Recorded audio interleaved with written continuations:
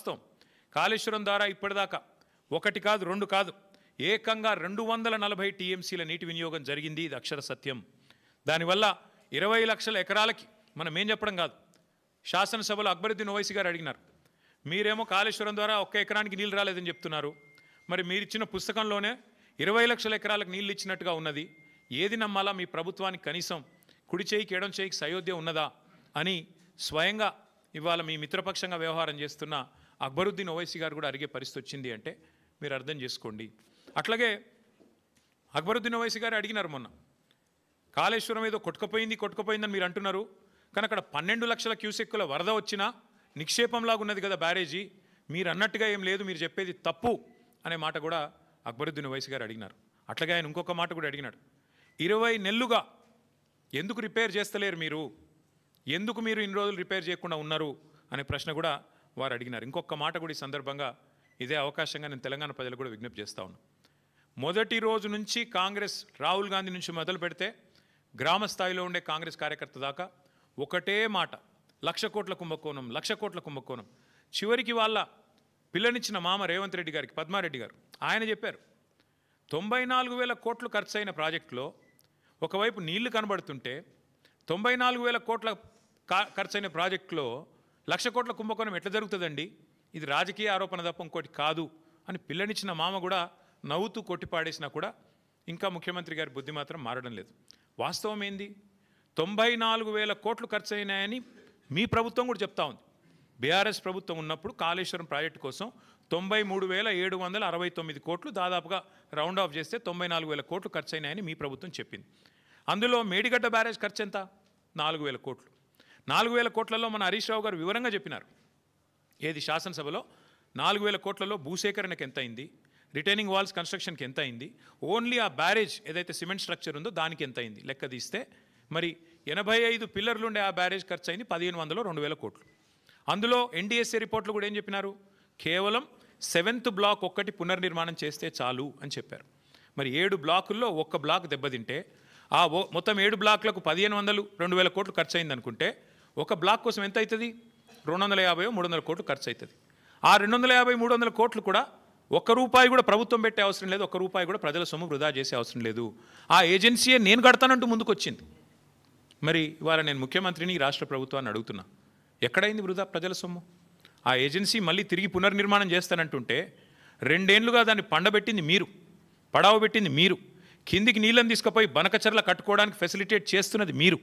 ఒక్క రూపాయి ప్రజా సొమ్ము కూడా దుర్వినియోగం కాలేదు అని మొదటి నుంచి మేము చెప్తున్న మాట ఇవాళ మళ్ళొక్కసారి రుజువు అవుతా ఉంది.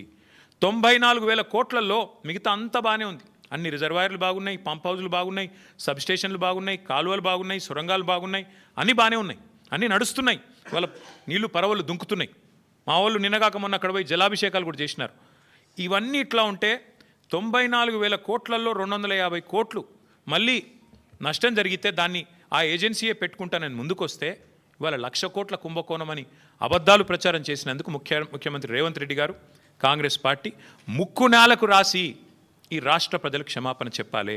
ఒకవైపు గోదావరి నీళ్లను వాడుకుంటూ, ఒకవైపు గోదావరి నీళ్లను కాళేశ్వరం ద్వారా వచ్చిన నీళ్లను ఇవాళ హైదరాబాదులో మూసీకి అనుసంధానం చేస్తున్నామని చెబుతూ మరొక వైపు ఈ రకంగా చిల్లర ప్రచారం చేస్తున్నందుకు, ఆ కాళేశ్వరాన్ని కేసీఆర్ గారిని బదనాం చేస్తున్నందుకు ముక్కు నేలకు రాసి క్షమాపణ చెప్పాలి అని మేము డిమాండ్ చేస్తూ ఉన్నాం. దీని వెనకాల ఇంకొక ముఖ్యమైన కుంభకోణం కూడా ఉంది. ఇదేదో కొత్త ప్రాజెక్ట్ కాదు. This paper is from 18th May 2023, 18 మే 2023. ఇందులో ఏం రాసిందండి, భాగ్యనగరంలో గలగల గోదావరి. ఇది దేని మీద బేస్ చేసుకొని రాసినారు? 17 మే 2023 నాడు కేబినెట్ సమావేశం జరిగింది పెద్దలు కేసీఆర్ గారి నాయకత్వంలో, ఆయన ముఖ్యమంత్రిగా. 17 మే 2023 అందులో ఏ నిర్ణయం తీసుకున్నారు? భాగ్యనగరానికి, ఆ రోజు మూసీ ప్రాజెక్టు చైర్మన్గా పెద్దలు సుధీర్ రెడ్డి గారు, ఎల్బీ నగర్ ఎమ్మెల్యే గారు ఉన్నారు. ఆ రోజు ఏ నిర్ణయం తీసుకున్నామంటే కేవలం 1,100 కోట్ల ఖర్చుతో, కేవలం 1,100 కోట్ల ఖర్చుతో కాళేశ్వరం ప్రాజెక్టులో ఉన్న కొండపోచమ్మ సాగర్. ఇక్కడ ఒక విషయం మిత్రులందరికీ మీకు అర్థం కావాలి. కేసీఆర్ గారు కాళేశ్వరాన్ని ఎట్లా డిజైన్ చేశారంటే హైదరాబాద్ నెత్తిన, ఎందుకంటే హైదరాబాద్ మహానగరం భారతదేశంలో అల్టిమేట్గా 2వ అతిపెద్ద నగరంగా మారబోతుంది, తప్పకుండా మారుతుంది. ఈరోజు జనాభా 1,20,00,000 కావచ్చు, భవిష్యత్తులో 3 కోట్లకు పెరుగుతుంది. అందుకే కేసీఆర్ గారు కాళేశ్వరం డిజైన్ చేసినప్పుడే రోజుకు 3 టీఎంసీల నీళ్ళు ఎత్తిపోస్తే భవిష్యత్తులో మనకు 1 టీఎంసీ నీళ్లు హైదరాబాద్కే అవసరం పడుతుంది. 3 కోట్ల జనాభా పెరిగిన తర్వాత మళ్ళీ కొత్తగా నీళ్ళ కోసం ఇవాళ చెన్నైలోనో లాటూరులోనో ఎట్లయితే రైళ్లల్లో ట్యాంకర్లు పెట్టి తెచ్చుకుంటున్నారో ఆ అవస్థ మన భవిష్యత్ తరాలకు ఉండొద్దన్న ఉద్దేశంతో చాలా ముందు చూపుతో 3 టీఎంసీల నీళ్లను మేడిగడ్డ నుంచి ఎత్తిపోసి ఇక్కడికి తీసుకొచ్చి మెడ్మానేర్ నుంచి ఆడికెళ్ళి పైకి తీసుకురావాలని ఒక ఆలోచన చేసినారు. అందులో భాగంగానే ఆనాటి మా ప్రభుత్వం తీసుకున్న నిర్ణయం ఏంటి అంటే కొండపోచమ్మ సాగర్ 618 మీటర్ల పైన ఉంటుంది సముద్ర మట్టానికి. మల్లన్న సాగర్ 560 మీటర్లు 557 మీటర్ల మీద ఉంటుంది. మన గండిపేట 540 మీటర్ల మీద ఉంటుంది. అంటే కొండపోచమ్మ నుంచి నీళ్ళు తీసుకుంటే 618 మీటర్లకు వెళ్ళి 540 మీటర్లకు తీసుకుంటే గ్రావిటీ ద్వారానే నీళ్ళు తెచ్చుకోవచ్చు పూర్తి స్థాయిలో. అంటే 618 మీటర్లకి నీళ్లు వస్తే కిందికి పోతాయి కదా, పడవ దిక్కు నీళ్ళు పల్లం దిక్కు పోతాయి కదా, అట్లా మనం తెచ్చుకోవచ్చు అనేది ఆ రోజు మా ప్రణాళిక. దానిలో భాగంగా ఏం చేసినాము, అదే సమావేశంలో 111 జీవో ఎత్తివేస్తూ ఆ రోజు తీసుకున్న నిర్ణయం ఏంటి అంటే నేను చదివి వినిపిస్తాను మీకు.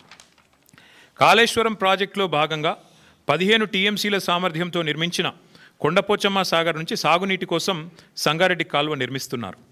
ఈ గ్రావిటీ కాలువ 27వ కిలోమీటర్ దగ్గర హిమాయత్ సాగర్, ఉస్మాన్ సాగర్కు కాళేశ్వర జలాల్ని మళ్లించి ఏర్పాటు చేశారు.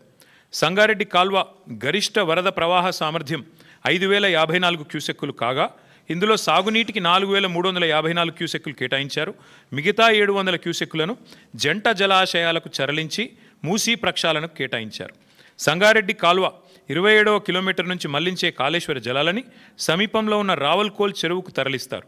అక్కడి నుంచి కాల్వ ద్వారా లేదా పైప్ లైన్ ద్వారా ముత్తంగి ప్రాంతం మీదుగా గండిపేట జలాశయానికి తరలిస్తారు. గండిపేట నుంచి జలాలు హిమాయత్ సాగర్కు వస్తాయి. అక్కడి నుంచి ఏడాది పొడవునా జంట జలాశయాలు కాళేశ్వరం జలాలతో నిండుగా ప్రవహించనున్నాయి. దీంతో పాటు ఇంకొక ముఖ్యమైన మాట, హుసేన్ సాగరు హైదరాబాద్ నడిబొడ్డున ఉంటుంది. హుసేన్ సాగర్ని కూడా ఎప్పటి నుంచో నడుస్తున్నాయి ప్రణాళికలు క్లీన్ చేయాలని. మేము ఆ రోజు ప్లాన్ చేసింది ఏంటంటే జంట జలాశయాల నుంచి అంటే గండిపేట నుంచి బుల్కాపూర్ నాలా ద్వారా మనం హుసేన్ సాగర్ కూడా ఆ రోజే ప్లాన్ చేసినాం. హుసేన్ సాగర్ కూడా గోదావరి జిల్లా తీసుకొచ్చి బుల్కాపూర్ నాలా ద్వారా అంటే గండిపేట నుంచి బుల్కాపూర్ నాలాలో ఒక పాయ వదిలిపెడితే గోదావరి నీళ్లు దాని నుంచి స్ట్రైట్గా హుసేన్ సాగర్ కూడా వస్తాయి. తద్వారా మొత్తం ఇటు హుసేన్ సాగర్ అటు 2 జంట జలాశయాలు కూడా పూర్తిగా సమృద్ధిగా ఉంటాయనేది మన ఎజెండా.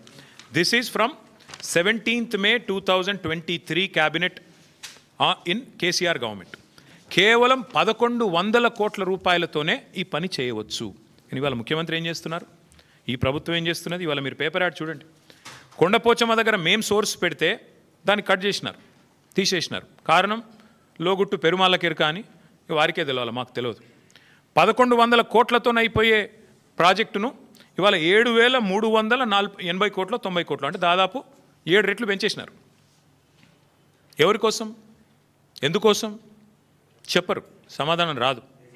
ఎందుకు స్పష్టంగా మీరు కొండపోచమ్మ సాగర్ నుంచి గ్రావిటీ ద్వారా నీళ్ళు తీసుకునే అవకాశం ఉన్నప్పుడు ఎందుకు పెంచుతున్నారు, ఏ కారణం చేత పెంచారు, మల్లన్న సాగర్ ఎందుకు మార్చారు సోర్సు, ఏం అవసరం వచ్చింది, ప్రభుత్వం సమాధానం చెప్పాలని మేము డిమాండ్ చేస్తున్నాం.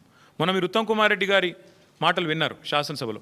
35,000 కోట్లతో అయిపోయే ప్రాణహిత చెవెలను పక్కన పెట్టి మీరు 87,000 కోట్లు చేసినారు దీన్ని అని మాట్లాడినారు ఉత్తమ్ కుమార్ రెడ్డి గారు. నేను అడుగుతా ఉన్నా ఈ ప్రభుత్వాన్ని, అసలు మీకు సోయి ఉందా, అవగాహన ఉందా నేను అడుగుతా ఉన్నా. ఎందుకంటే మనందరికీ తెలుసు కాళేశ్వరం ప్రాజెక్టులో ఏమేమి పెట్టినాము. కాళేశ్వరం ప్రాజెక్టులో మీరు ప్రాణహితాలో ఎన్నడూ కూడా స్టోరేజ్ పెట్టలేదు, 14 టీఎంసీల స్టోరేజ్ పెట్టినారు మీరు.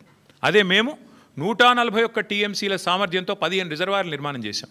దానివల్ల సహజంగా ఖర్చు పెరగదా, రిజర్వాయర్లు కట్టాలా, ల్యాండ్ ఎక్విజిషన్ చేయాలా, పెరుగుతుంది. ఇంకోటి మీరు ప్రాణహిత చేవెళ్ళ డిజైన్ చేసింది 2006-07లో, మేము మొదలుపెట్టింది 15-16లో. మరి అప్పటికి ఇప్పటికి 8 ఏళ్ల తర్వాత స్టీల్ ఖర్చు పెరుగుతుంది, సిమెంట్ ఖర్చు పెరుగుతుంది, అన్ని ఖర్చులు పెరుగుతాయి కదా. రిజర్వాయర్ల సామర్థ్యం పెరిగింది, జీఎస్టీ వచ్చింది, ఇంకా చాలా వచ్చినాయి. వాటన్నిటి తర్వాత అది పెరిగితేనేమో ఇది 2 రెట్లు 2.5 రెట్లు పెరిగితే అదేదో ఘోరం జరిగిపోయింది, అదేదో పెద్ద స్కామ్ అన్నారు. ఇవాళ నేను అడుగుతున్నా 7 రెట్లు ఎట్లా పెరిగింది కాస్టు, 1100 కోట్ల ప్రాజెక్టు 7,400 కోట్ల ప్రాజెక్టు ఎట్లా అయ్యింది.